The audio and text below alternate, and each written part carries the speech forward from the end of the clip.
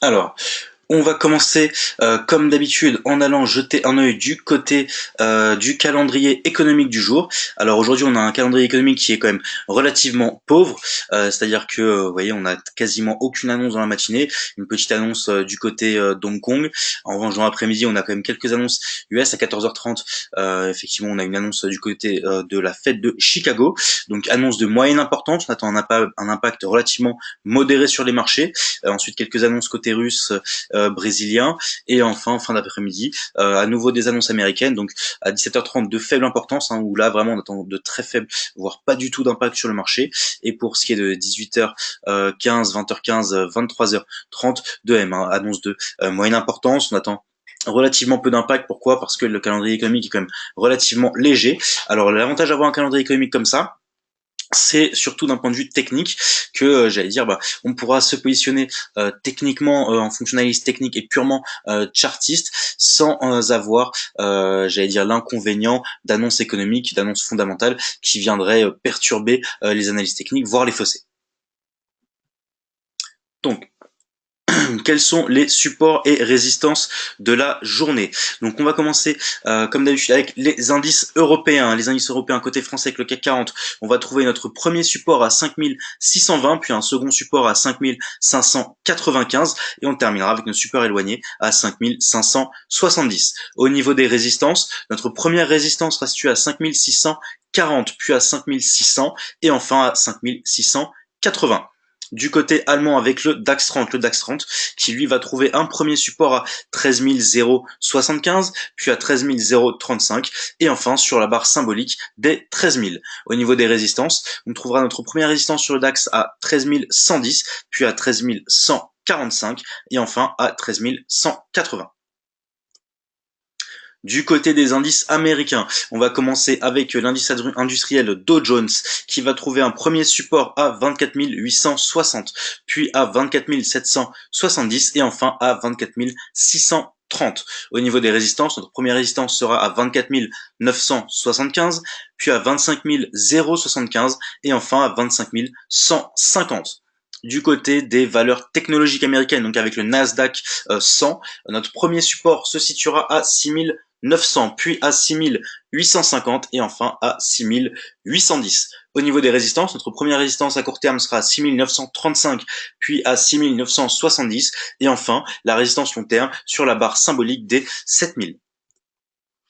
Maintenant, au niveau des matières premières, on va commencer tout de suite avec l'or, l'or face au dollar, avec un premier support à 1280 dollars, un second à 1270, puis à 1260. Au niveau des résistances, notre première résistance à 1288 dollars l'once, puis à 1295 et enfin à 1305. Du côté du pétrole WTI, donc le WTI qui va trouver un premier support à 71,40, puis à 70,90 et enfin à 70,50. Au niveau des résistances, notre résistance court terme sera 72,10, puis à 72,50 et enfin la résistance long terme à 72,90. Du côté de l'euro-dollar qui va trouver un premier support à 1,1735, puis sur la barre symbolique des 1,17 et enfin des 1,1670. Enfin au niveau des supports, on aura un premier support à 1,1785, puis à 1,1820 et enfin à 1,1865. Pour les crypto-monnaies, on va commencer avec le Bitcoin USD qui va trouver un premier support à 8400, puis un support de moyen terme à 8080 et enfin un support éloigné à 7900. Au niveau des résistances, la résistance court terme sera de 8700, puis de 8900 et enfin pour la résistance long terme, nous nous appuierons sur les 9100. On terminera avec le Ripple USD, qui va trouver son premier support à 0,68, puis à 0,64, et enfin son troisième support à 0,60. Au niveau des résistances, la première résistance sera donc à 0,71, puis 0,74, et enfin pour la résistance éloignée, 0,77.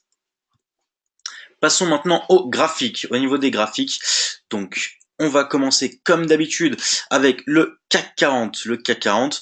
Alors le CAC 40, on voit que après cette phase vraiment de consolidation qui avait suivi, j'ai eu une semaine vraiment assez hésitante dans la continuité de la hausse ou pas, hein. C'est-à-dire que on avait eu une belle phase haussière pendant plusieurs semaines. On est arrivé dans une phase, j'allais dire simplement une respiration de marché, hein. C'est-à-dire que là on est simplement, on reprenait notre souffle, les cours avaient légèrement stagné, on était parti dans un léger range, bien que très légèrement haussier. Là on est vraiment reparti en fin de semaine sur la hausse. Là, on voit ici au niveau du gap que ce matin, on a un gap très largement haussier et contrairement à ce qu'on pourrait attendre, on s'aperçoit que le gap ici, on n'est pas du tout en train de retracer, c'est-à-dire que on n'est pas en train d'aller chercher tous les points qui n'ont pas été touchés, on n'essaie pas d'aller rechercher ces prix-là, hein. On est vraiment, j'allais dire pour l'instant, sur une bougie assez hésitante, peut-être par manque de volume. Maintenant, j'allais dire l'avantage, c'est que là, on voit qu'on est vraiment dans la continuité de notre phase haussière. Donc, a priori, on privilégiera un scénario haussier sur les indices, hein, simplement. Pourquoi? Parce que faut pas oublier qu'on trade toujours dans le sens de la tendance. La tendance est fondamentalement haussière sur les indices. Donc, on va rester, j'allais dire, dans cette optique.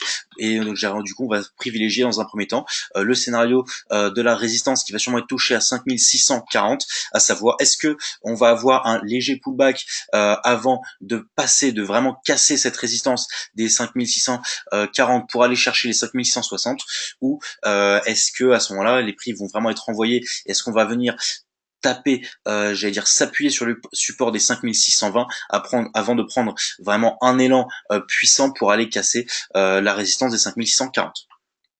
À confirmer, mais j'allais dire on maintient vraiment le scénario haussier, hein, sur les indices. Au niveau du DAX, alors au niveau du DAX, on s'aperçoit qu'on a une configuration assez similaire.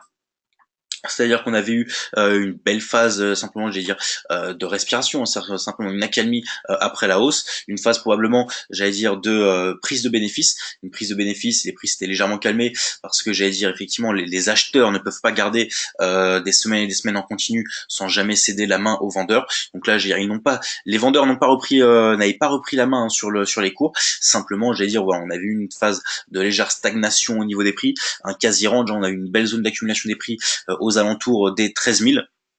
Ce qui fait sens, hein, parce que les 13 000, on est quand même sur un niveau, un seuil psychologique très important sur le DAX, qui avait été mineur cassé, voilà, ici, avec pas mal de volume. Hein, on voit ça, on a des bougies qui sont assez fortes, avec des corps assez imposants. On a retracé assez rapidement, hein. Ça, clairement, en quoi? Regardez, en 1, 2, 3, 4, 5, 6 bougies, on a cassé 3 résistances majeures avant de casser la quatrième. Ici, on a eu une légère phase pareil de respiration. On pourrait penser, hein, on pourrait voir à court terme à ce niveau-là, d'un point de vue purement chartiste, une épaule tête-épaule, avec ici une première épaule, la tête, la seconde épaule, une ligne de coup aux alentours des 13 080. Maintenant, j'allais dire, pourquoi, même si d'un point de vue chartiste, on pourrait analyser ça, on s'aperçoit que les épaules sont quand même relativement courtes, relativement faibles. Et surtout, on a, j'allais dire, une tendance de fond haussière, hein, et ça, on sait que de manière générale, on préfère toujours trader dans le sens de la tendance. C'est le meilleur moyen de se protéger. Effectivement, on le voit ici, même si les prix avaient cassé la ligne de coup, on n'a pas été très loin, on est très vite revenu au niveau du support des 13 075. A priori, ici, regardez, au niveau aujourd'hui, on a, contrairement au CAC 40, on a ouvert très proche du prix de clôture, quasiment au même prix. Donc là, j'allais dire, l'idée, qu'est-ce que ça va être? Ça va être simplement, comme sur le CAC 40, d'aller chercher ou bien tranquillement les 13 110 avant de casser directement ce niveau de cette résistance, ou bien éventuellement aller chercher les 13 110 avant de revenir s'appuyer une dernière fois sur le support des 13 075 avant de casser définitivement les 13 110 et d'aller chercher les 13 145. Donc de même que pour le CAC 40, là sur les indices européens et les indices de manière générale, on est vraiment dans on favorise vraiment le scénario haussier. Du côté du Dow Jones, alors sur le Dow Jones américain, alors là on voit comme sur le CAC 40 qu'on a un gap qui est très largement haussier. Regardez, on avait clôturé exactement. On avait clôturé exactement à 24 715. On a ouvert à 24 800. 24 800, donc j'allais dire on a vraiment un écart conséquent. Ça va toujours dans le sens effectivement de la hausse. Là on s'aperçoit que depuis qu'on a ouvert, on est en train d'aller chercher les précédents sommets. On l'avait été les chercher sur la première bougie de cotation de cette semaine. On a eu une belle mèche hésitante avant de revenir quasiment chercher le prix d'ouverture. Mais là regardez tranquillement, hein, on a des bougies qui, même si les corps sont faibles, qu'on a peu de volume, sont quand même dans une phase tendance haussière. On va chercher doucement la résistance des 24 975. Donc pareil, hein, la question sera de savoir est-ce qu'on va casser rapidement cette résistance pour aller chercher les 25 075 ou est-ce qu'on va avoir ici un léger pullback qui va éventuellement revenir au milieu proche des prix d'ouverture avant de casser cette résistance, ou est-ce qu'on va venir chercher vraiment le support pour s'appuyer dessus et prendre de l'élan avant de casser la résistance des 24 975 et pour aller chercher les 25 075. Du côté du Nasdaq maintenant. Du côté du Nasdaq, alors le Nasdaq, contrairement au Dow Jones, on n'a pas eu de gap haussier particulièrement important. Hein, c'est intéressant, c'est un peu comme le CAC 40 et le DAX 30. Ici, on voit qu'on a ouvert quasiment au prix de clôture hein, du marché. On est en train de retracer, probablement pour aller chercher les 6900. 6900, je veux dire, psychologiquement, c'est également un seuil assez important sur une Nasdaq, hein, c'est un seuil psychologique. Donc on peut se dire que, a priori, on va venir chercher ces 6900. Là, on est bien parti pour, on a une belle configuration technique au niveau des bougies qui nous emmène chercher les 6900, avant probablement de s'appuyer dessus et d'aller casser, franchement, avec du volume, la résistance des 6935 pour aller chercher les 6970. Même chose, hein, on est toujours sur les indices, même si c'est côté américain, ce qui fait qu'on privilégie le scénario haussier, parce qu'on est quand même fondamentalement dans une tendance de long terme, une tendance de fond qui est vraiment haussière. Même si, comme dans toute tendance, hein, il y a quand même quelques phases baissières. Ce qui compte, c'est que les plus hauts soient de plus en plus hauts et les plus bas de plus en plus bas. Et j'allais dire, effectivement, sur du long terme, on s'aperçoit, si on prend du H4 ou du D1, voilà, qu'on est vraiment dans cette phase de hausse continue. Voilà, là on s'aperçoit vraiment qu'on est vraiment dans cette phase de hausse continue avec des moments effectivement de respiration, d'hésitation, des phases d'accumulation des prix qui suivent ces hausses brutales, parce qu'on est vraiment sur des hausses assez brutales hein, avec des bougies qui sont assez épaisses, des corps assez imposants. Donc là voilà. Ici, on a eu notre phase de respiration, simplement notre accalmie sur les marchés, probablement lié aussi à de la prise de bénéfices sur les cours. Et maintenant, j'allais dire, l'idée c'est de revenir chercher le précédent plus haut, hein, aux alentours des 7000. On voit que les 7000 c'est vraiment un seuil symbolique sur le DAX. Là, j'allais dire, c'est vraiment notre objectif de moyen terme qu'on va probablement atteindre cette semaine, à surveiller. Et la question sera de savoir, est-ce que les 7000 vont renvoyer les prix comme ils l'ont déjà fait à deux reprises précédemment. On voit qu'ils avaient été dépassés quelques jours mais qu'on n'avait pas réussi à se maintenir au-dessus. Donc là la question vraiment c'est de savoir, est-ce que les 7000 vont nous renvoyer tout de suite vers probablement vers les 6850, vers le précédent plus haut, ou est-ce que vraiment on va pouvoir passer au-dessus, et dans ce cas-là, on visera les 7150, donc le précédent plus haut, au-dessus de la résistance des 7000. À confirmer, mais effectivement toujours on privilégiera le scénario haussier.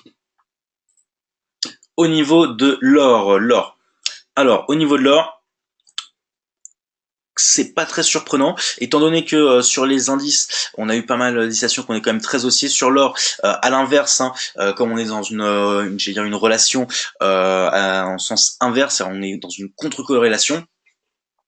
On voit que l'or, lui, diminue. La valeur de l'or à l'once ne cesse de diminuer. Alors pareil, progressivement, tranquillement, là on vient de casser le précédent support des 1288. A priori, on va aller chercher les 1280. Après, on s'attend quand même, ça globalement, je dirais pour l'ensemble de la séance, à ce qui est peu ou des volumes moyens. On s'attend pas à ce qu'il y ait de très gros volumes. Pourquoi? Tout simplement parce que, comme on l'a vu, le calendrier économique étant relativement pauvre, les gros opérateurs de marché vont probablement attendre un petit peu avant de se positionner et d'envoyer beaucoup de liquidités sur les marchés. Alors ça c'est très bien. Pourquoi? Parce que ça nous permet simplement de pouvoir suivre la réalisation des scénarios techniques, de l'analyse technique.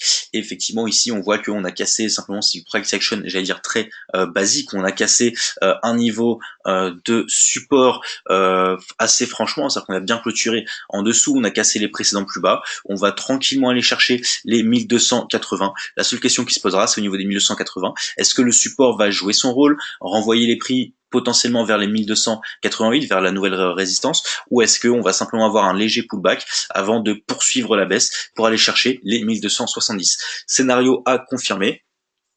Mais voilà, pour l'instant, on est vraiment bien parti pour aller chercher les 1280. Au niveau du pétrole WTI. Alors au niveau du WTI, on est toujours dans une phase haussière, on est toujours en train d'aller chercher de nouveaux plus hauts. Là, on voit que on avait tapé, on avait été chercher un précédent plus haut aux alentours des 72, 30 presque.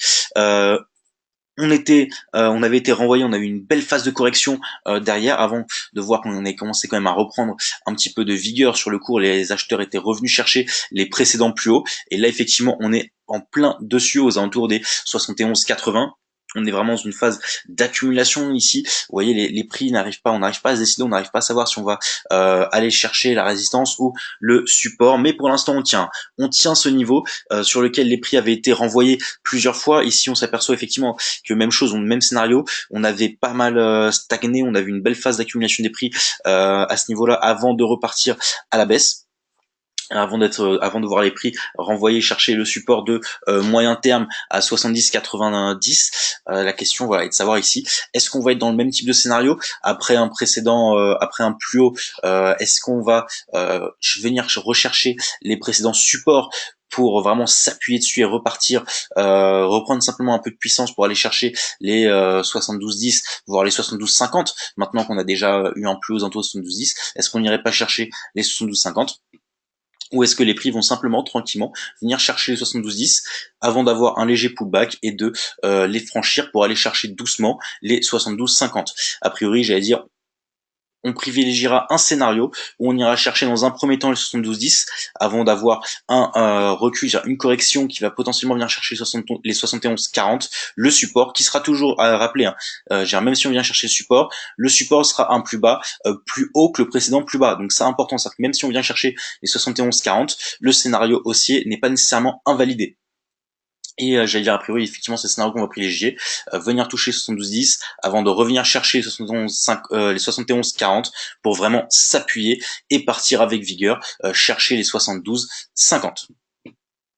Du côté de l'euro-dollar, Alors, du côté de l'euro-dollar, on voit que au niveau du triangle que nous avions ici, d'un point de vue purement chartiste, il a été parfaitement respecté. On était venu atteindre du coup ici les prix avaient cassé le triangle par le bas. On était venu chercher la borne basse du triangle, on avait même été au-delà puisqu'on avait été chercher effectivement le support qui est en train d'être traversé, donc ça intéressant, regardez ça, on est en train de traverser ici le support avec une bougie, j'allais dire assez forte, on voit que le corps de la bougie est assez fort, il y a quasiment pas de mèche, donc peu d'hésitation pour l'instant. La question, j'allais dire peu d'hésitation, c'est pas surprenant étant donné qu'on a un calendrier économique assez léger, qu'on est simplement dans la continuité probablement du mouvement de la phase de la tendance baissière qui avait été précédemment initiée. Rappelons-le également que sur l'euro-dollar, on est dans une tendance de fond qui est baissière. Voilà pourquoi on privilégie quand même, quoi qu'il arrive, le scénario baissier. Et effectivement, ici, on a la confirmation. Regardez, on est en train de passer le support. À surveiller, est-ce qu'on va clôturer en dessous? A priori, j'allais dire, on a l'air plutôt bien parti. Maintenant, on n'est jamais à l'abri, comme d'habitude, d'un léger pullback qui va peut-être revenir au-dessus des 1,1735 avant de repasser en dessous pour aller chercher vraiment les 1,17. Donc ça a confirmé, mais j'allais dire effectivement on privilégie toujours le scénario baissier sur l'euro-dollar, qui j'allais dire je pense quand même à terme d'ici 1 à 2 semaines, on pourra aller chercher facilement les 1,1650, vraiment plus bas. Pourquoi? Parce que l'euro est quand même particulièrement fort. L'euro est particulièrement fort en ce moment. Ça pose quelques difficultés au niveau de la zone euro et il y a de fortes chances que la BCE, et notamment Mario Draghi, fasse pression, vraiment essaie de diminuer la parité, de renforcer cette parité, notamment parce que du côté américain, Également du côté américain, on a un dollar qui se renforce, donc un dollar qui se renforce plus, j'allais dire un Mario Draghi qui, pour des raisons de compétitivité, ne veut pas que l'euro soit trop fort. Ça pousse vraiment les prix fondamentalement de l'euro-dollar à la baisse. Et effectivement, il y a de fortes chances qu'on aille chercher les 1,1650, voire même les 1,16 à moyen terme sur une à 2 semaines. Du côté maintenant du Bitcoin, des crypto-monnaies. Alors sur le Bitcoin, crypto-monnaie assez intéressant, on voit que effectivement précédemment notre triangle, même chose, avait été cassé par le bas et avait effectivement parfaitement respecté, j'allais dire l'analyse technique. On était venu chercher le plus bas du triangle. On avait même été chercher notre support sur lequel on avait bien buté, c'est-à-dire que le support avait quand même bien tenu. Effectivement, il a renvoyé les prix assez rapidement. On est repassé au niveau de la résistance qui était à 8080, qui est maintenant devenu support, qui joue bien son rôle, qui a renvoyé les prix à plusieurs reprises, ici qui a joué le rôle de phase d'accumulation. Effectivement, phase pendant un moment d'hésitation quand on était là à savoir la question qui se posait, c'était est-ce qu'on allait continuer la hausse ou est-ce qu'on allait repartir chercher les 7900, retester ce support des 7900. On voit qu'on était vite repassé au-dessus. La tendance haussière s'était vite dégagée. On est dans une tendance haussière. On a eu une nouvelle phase, j'allais dire simplement de correction ici, avant de repartir casser la résistance des 8400. Et là, on a l'air effectivement de se maintenir durablement au-dessus. On est effectivement dans le même scénario, c'est-à-dire qu'on est dans une sorte de tendance haussière un peu en escalier. On voit qu'on a une ou deux bougies haussières très fortes, suivies effectivement d'une petite phase de respiration, d'une légère correction, une zone d'accumulation, avant de repartir très fort sur une ou deux bougies. Et là, vraiment, c'est ce qu'on respecte, excepté cette phase-ci où là, on a une véritable correction. On a retracé quasiment toute la hausse des deux bougies haussières. Mais à part ça, vraiment, on voit que on est vraiment dans ce type de tendance haussière. Et donc là, on peut se dire que regardez, on a eu trois bougies haussières, une bougie fortement haussière, on est en pleine phase d'accumulation. On pourrait se demander que cette bougie-ci n'est pas la bougie qui va amener simplement le prochain palier de hausse. Et ce prochain palier pourrait fortement aller chercher les 8700, ou s'il ne va pas les chercher, on pourrait se dire que la seconde marche, la marche qui y aura après, elle ira les chercher, parce que là on pourra avoir une première marche qui va aller chercher les 8585, 8590 sur le Bitcoin, avant d'avoir une nouvelle phase de stabilisation, une nouvelle zone d'accumulation, avant d'aller chercher cette fois les 8700. Du côté du Ripple. Alors du côté du Ripple, on est dans une belle tendance haussière, on a repris une tendance haussière. Là effectivement, on peut même la tracer, elle est assez jolie. Hop, on a testé l'oblique à une, deux, trois, quatre reprises, on s'est appuyé 4 fois dessus. On voit que ici, on a même commencé à accélérer la tendance haussière. Donc, a priori, on vise toujours un scénario haussier qui pourrait aller chercher les 0,71. Alors, on notera quand même que ce soit sur le Bitcoin comme sur le Ripple, que ça confirme bien ici, le mouvement qu'on a confirme bien ce que j'expliquais la semaine dernière. C'est-à-dire que même si les crypto-monnaies sont cotées en dollars, elles répondent beaucoup moins bien, j'allais dire, à la variation de la valeur du dollar. C'est-à-dire que autant sur l'euro-dollar ou sur la plupart des parités forex standards, je dirais dès que le dollar se renforce ou s'affaiblit, ça joue tout de suite sur la parité. Ici, on s'aperçoit que les crypto-monnaies sont relativement impactées parce que logiquement, on devrait avoir, si on suivait simplement d'un point de vue fondamental, comme sur le forex, j'allais dire une analyse classique, si on devait avoir, comme on l'a en ce moment, un renforcement du dollar lié au bon chiffre américain, on pourrait s'attendre à ce que les crypto-monnaies diminuent, étant donné qu'elles sont également cotées en dollars. En revanche, on s'aperçoit que non, au contraire, là on repart à la hausse après des belles phases d'hésitation, de stagnation sur les marchés, des phases d'accumulation. Donc là, j'allais dire vraiment belle tendance haussière qui se dessine. À surveiller quand même, mine de rien, est-ce qu'on va casser cette résistance des 0,71 qui a déjà renvoyé les prix une première fois, savoir si on va potentiellement venir toucher cette résistance, est-ce qu'elle va peut-être renvoyer les prix sur l'oblique avant que les prix puissent revenir à la hausse et casser ce niveau pour ensuite aller chercher les 0,74 à confirmer, ou est-ce que on va avoir des prix qui vont être renvoyés, qui vont casser notre oblique et notre support des 0,68 pour aller chercher les 0,64 à confirmer, bien que a priori pour l'instant on privilégie quand même un scénario haussier sur les crypto-monnaies, parce que ça fait assez longtemps qu'elles sont dans une phase vraiment d'hésitation, de baisse. On a eu deux grosses phases baissières il est temps d'avoir une correction, d'autant plus que là, on a une tendance comme on les aime, c'est-à-dire que la tendance n'est pas trop marquée, parce qu'effectivement, quand on a une tendance, que ce soit la hausse ou la baisse, qui part comme ceci, hein, c'est-à-dire avec un angle très sec, très fermé, c'est jamais bon parce que ce type de mouvement ne peut pas être durable dans le temps. Ça ne peut pas être durable dans le temps.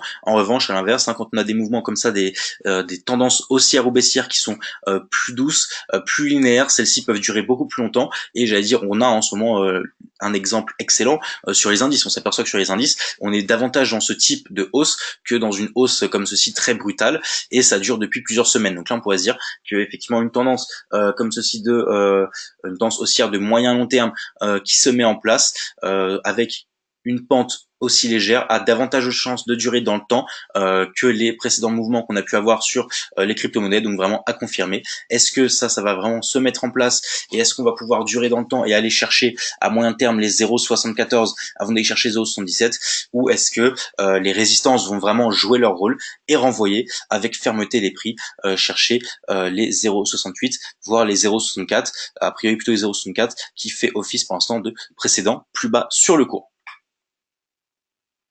Alors, si vous avez des questions, mesdames et messieurs, n'hésitez pas, c'est le moment. Alors, bien sûr, comme d'habitude, vous pourrez retrouver ce Bonjour CAC 40 et DAX 30 en replay sur notre chaîne YouTube. N'hésitez pas, si vous avez des questions, n'hésitez pas à les poser maintenant. J'allais dire, j'ai quelques minutes pour y répondre.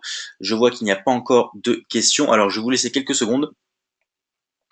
Et si jamais il n'y aura pas de questions, bah écoutez, quoi qu'il arrive, n'oubliez pas, en tout cas pour la journée, on a on favorise l'analyse technique. On a un calendrier économique qui est relativement léger. On a très peu d'annonces, donc ça c'est assez intéressant pour confirmer les scénarios techniques. Pourquoi? Parce que du coup, on n'aura pas de perturbations liées au contexte fondamental. On aura vraiment des scénarios techniques qui auront un maximum de chances de se réaliser, et j'allais dire à l'inverse, le fait qu'il y ait peu d'annonces économiques fait également qu'on s'attend probablement à moins de volatilité que d'habitude. Donc bien sûr, on se protégera quand même avec des stop loss, mais voilà, simplement notez qu'il y aura probablement moins de volume sur les marchés, et donc j'allais dire moins de mouvements parasites qui viendraient gêner des analyses ou des configurations chartistes ou techniques.